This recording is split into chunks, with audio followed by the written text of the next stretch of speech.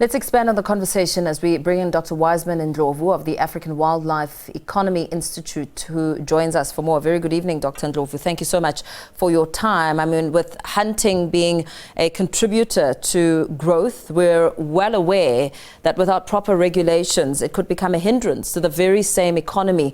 What encompasses the wildlife economy? Thank you very much, and good evening to you and to the viewers. This is one of the important topics that is on the hot table right now in terms of economic growth. So in terms of wildlife economies, the way we describe the wildlife economies, these are a group of different activities and industries that are involved in the use and the management of wildlife species to deliver a social or economic value, and also deliver environmental values. So what do we mean by these industries and activities? These are different industries that encompasses your tourism, that encompasses the wild harvesting of different products. Most of these industries also are largely still informal and operating in our communities. For example, the harvesting of Mopani Worms, the harvesting of medicinal plants such as the commonly utilized product from vendor called Mpesu. So those are some of the products that you also find in the wildlife economies, and that's an industry, but it's largely informal. And then you look into the formal side. We are talking about game ranching, you're talking about game meat industry, and the popularly known tourism and the safaris. So this is what we collectively call the wildlife economies, the use and management of wildlife species. You know, you make mention of Mopani Worms, and you speak about the informal business within that space of Mopani Worms, but we know that there has been a shortage. Is that an indication of the need to perhaps formalize it or to ensure there is some sort of management system? Yes, thank you very much. It is important that we actually monitor and actually take a look at what is happening in these value chains, because there are so many products that are traded, including the Mopani worm that you are highlighting here. We have been noticing that from time to time, and also, of course, that due to climate change, Mopani worms are starting to disappear in certain areas where they used to be in abundance. But also that also is related to unsustainable harvesting by communities, because the industry hasn't been really studied to be understood closely to say, how do you really harvest, and how do you ensure that that particular harvesting is sustainable? So those studying of understanding of how to retain the sustainability in all the processes of harvesting, processing, and also distributing the product to the market, it will actually help to actually address some of these concerns of over-harvesting, ending up having to see extinction of animals or decline in species population.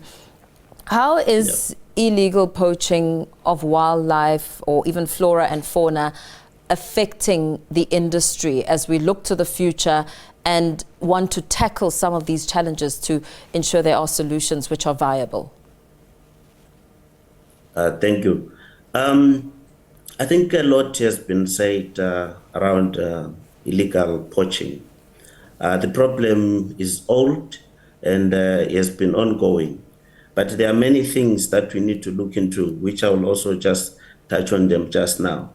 So, of course, when you harvest in a poaching manner, that is, when you jump the fence to go and set up a snare or go and shoot an animal that is not yours, the chances are you are going to end up shooting even animals that you don't need, or shooting many animals that perhaps you are not even intending to consume, especially with snaring. When we talk about snaring, when you put your snare, you leave your wire in the bush. When you go to collect your animal, when you are targeting a kudu or when you're targeting an impala, you might find that you have caught a cheetah which that also, when you have no use with cheetah. So this also contributes to decline of populations. Of course, when these species decline, we will start to see the decline in economic losses in terms of jobs that are created in these industries, and also in terms of the economic value itself that is contributed by the presence of these species. And mind you, this only does not also only talk about the animals alone, but we also talk about plants. There are so many plants also that are poached, and that also affect the industry. But what kind of plants are we talking about, just for interest's sake?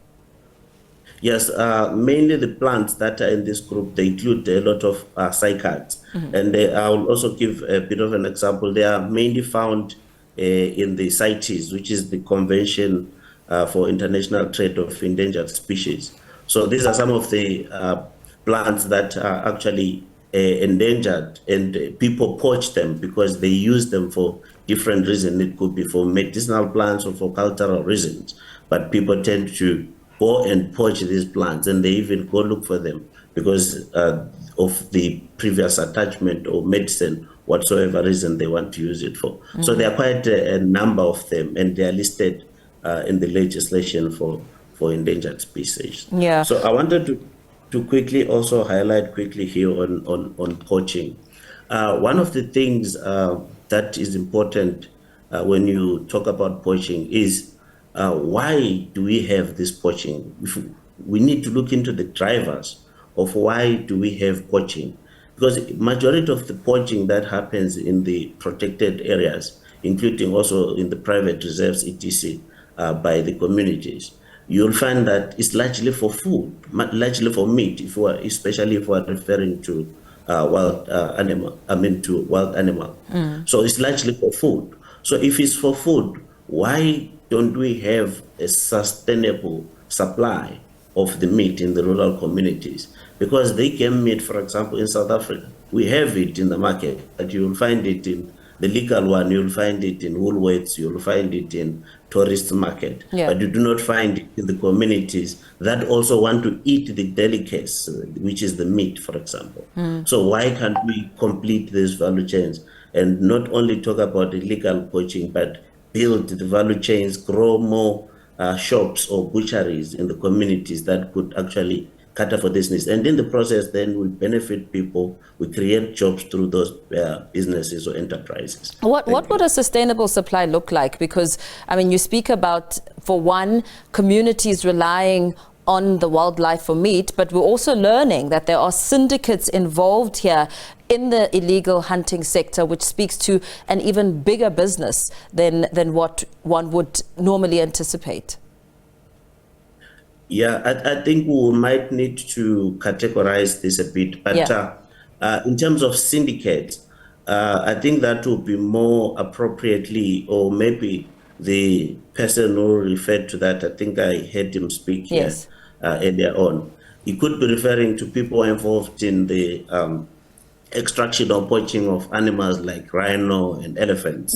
Those perhaps could be those that could be referred as syndicates. Yes, of course, maybe we can have an element of syndicates from those that are jumping fences to hunt a kudu or to hunt an impala and then go sell it to the community or a warthog, for example.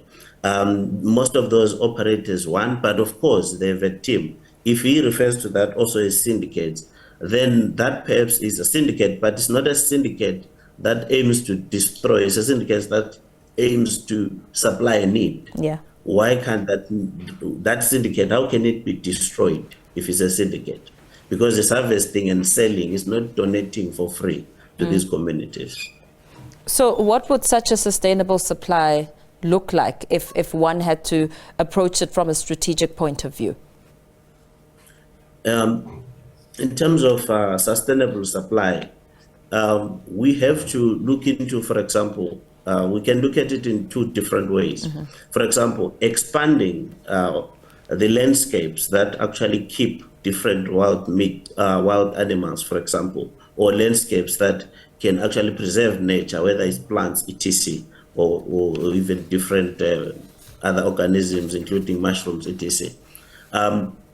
We have to look into landscapes that are underutilized, and see how could we use those to be also incorporated into the production system of wildlife. I'm using the word production, but I'm referring to the landscape where Yes. we keep these animals and plants, etc. So if those could also be part of the equation, then especially in the communal lands also, there are so many species that could be utilized to benefit communities and at the same time growing the industry. So that contributes to fitting the supply. And then if it fits the supply, then it reduces over exploitation of those fewer resources that would be existing. That's one element of it. And then another way also is to systematically work with those enterprises that are involved in wild harvesting by putting up standards and working with them to establish a monitoring system. For example, if we come to maybe harvesting for game meat, Yes. then we could be talking about saying each farm, if is allowed to, it can carry up to 2,000, just giving an example, 2,000 ballas maximum in terms of carrying capacity. And then we know that if those multiply up to 3,000, then they are eligible to harvest and sell. So then we are able to monitor and also ensure that you are not going to extract or harvest more than what actually is supposed to remain in the landscape. So those are some of the benefits of formalizing and actually growing this wildlife economy system. Economies with proper supporting, enabling environment. Very well. Dr. Wiseman Ndlovu, let me thank you for your time. Thanks for speaking to us this evening. The African Wildlife Economy Institute's Dr. Ndlovu joining us there to expand on this scourge.